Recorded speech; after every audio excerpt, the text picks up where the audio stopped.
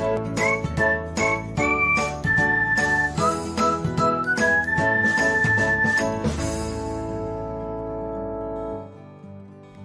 everyone, welcome back to another episode of Technologyglance.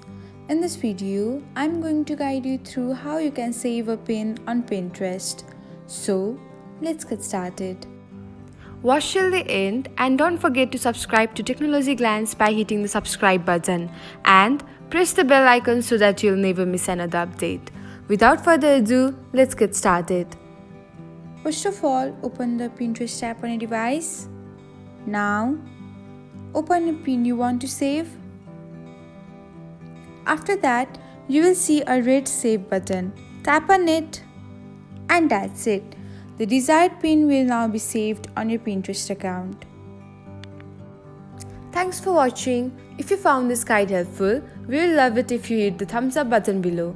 We upload great new tech tutorials like this one every day. So, don't forget to subscribe to our channel and hit the bell icon to get an update as soon as we post a video.